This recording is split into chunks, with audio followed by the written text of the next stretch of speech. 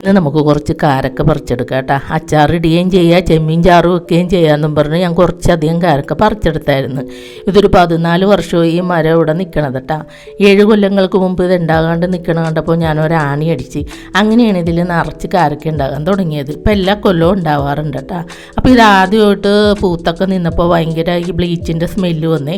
ഞാൻ ഇത് എവിടെ നിന്നാണോ സ്മെല്ല് വന്നേന്ന് പറഞ്ഞ് നോക്കി കിടന്നപ്പോൾ ഈ കാരക്കമ്മേലാണ് നിറച്ച് പൂത്ത് ഇല കാണാത്ത വിധം നല്ല ഭംഗിയാണ്. പക്ഷേ സ്മെല്ല് എനിക്ക് ഇഷ്ടപ്പെട്ടില്ല. എൻ്റെ അമ്മയുടെ വീട് മരടാണ്. അവിടെ നിന്ന് 2 കാരക്ക കൊണ്ടുവന്ന് ഇതിൻ്റെ കുരു ഞാൻ നട്ടതാണ്. അപ്പം നല്ലതായിട്ട് കുറേ സ്ഥലം വേണം. അപ്പോൾ ഒരെണ്ണം ഞാൻ വെട്ടിക്കളഞ്ഞ് അങ്ങനെ ഒരെണ്ണം ഇവിടെ നിർത്തിയേട്ടാ. അങ്ങനെയുള്ളതാണ് ഈ കാരക്ക.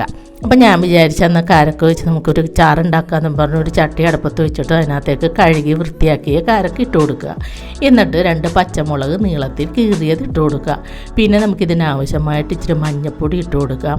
പിന്നെ ഇത് നമുക്ക് വേവിക്കാൻ വേണ്ടി കുറച്ച് വെള്ളം ഒഴിച്ചു കൊടുക്കുക. എന്നിട്ട് നമുക്കിത് നല്ലപോലെ ഒന്ന് വേവിച്ചെടുക്കാം. പിന്നെ ഉണ്ടല്ല പച്ചച്ചെമ്മീനല്ല, ഉപ്പിൽ പറ്റിയ ചെമ്മീനായത് കാരണം ഞാൻ കുറച്ച് കഴിഞ്ഞാണ് ആ ചെമ്മീനൊക്കെ ഇട്ട് കൊടുത്തത്. ഭയങ്കരമായിട്ട് വെന്ത് കഴിയുമ്പോൾ വലിയ ഇതുണ്ടാവില്ല, അതുകൊണ്ടാണ്. എന്നിട്ട് അതിനാവശ്യമായ ഉപ്പ് ഇട്ട് കൊടുത്ത്. പിന്നെ ഉണ്ടല്ല ഒരു തേങ്ങ ചുരണ്ടിയതാണ് നമുക്ക് മിക്സിയുടെ ജാറിലേക്ക് ഇട്ട് കൊടുക്കാം. പിന്നെ ഞാൻ ഇതിനകത്തേക്ക് കുറച്ച് ഇഞ്ചി ഇട്ട് കൊടുത്തായിരുന്നു. പരിപ്പും കാരക്കയും കൂടിയൊക്കെ ഇടുകയാണെങ്കിൽ നമുക്ക് പിന്നെ വെളുത്തുള്ളിയും ജീരകവും അരച്ചു കൊടുക്കുക. ഇത് ചെമ്മീനായത് കാരണം ഞാൻ ഇഞ്ചി മാത്രമേ ഇട്ട് കൊടുത്തുള്ളൂ. പിന്നെ കുറച്ച് വെള്ളമൊക്കെ ഒഴിച്ച് അത് നല്ലപോലെ അടിച്ചെടുത്തിട്ട് അത് നമുക്ക് അരപ്പ് അതിനകത്തേക്ക് ഇട്ട് കൊടുക്കാം.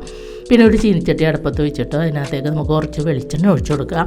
അത് ചൂടായി കഴിയുമ്പോൾ നമുക്ക് കടുക് പൊട്ടിച്ചു കൊടുക്കാം. പിന്നെ 2 വറ്റൽമുളക് അത് ചെറുതായിട്ട് അരിഞ്ഞെടുത്തിട്ടും അത് നമുക്ക് കടുക് പൊട്ടിക്കഴിയുമ്പോൾ അത് നമുക്ക് ഇതിനകത്തേക്ക് ഇട്ട് കൊടുക്കാം. പിന്നെ നമ്മൾ അരിഞ്ഞു വെച്ചിരിക്കുന്ന വെളുത്തുള്ളി, ചുമന്നുള്ളി, വേപ്പില ഇതുമിട്ട് നമുക്ക് നല്ലപോലെ ഒന്ന് വഴറ്റിയെടുക്കാം. അത് നല്ലപോലെ വയന്ന് കഴിയുമ്പോൾ നമുക്കിതിനാവശ്യമായിട്ട് 1 സ്പൂണോളം മുളക് പൊടി എടുത്തിട്ടുണ്ട്. അത് ഞാൻ അതിനകത്തേക്ക് ഇട്ട് കൊടുത്ത് എന്നിട്ട് നമുക്കത് കരിയാത്ത വിധം നല്ലപോലെ ഒന്ന് യോജിപ്പിച്ചെടുത്തിട്ട് ചട്ടിയിലേക്ക് ഒഴിച്ചു കൊടുക്കുക. വളരെ ടേസ്റ്റാണ് കേട്ടോ. നിങ്ങളിത് ഉണ്ടാക്കണേ.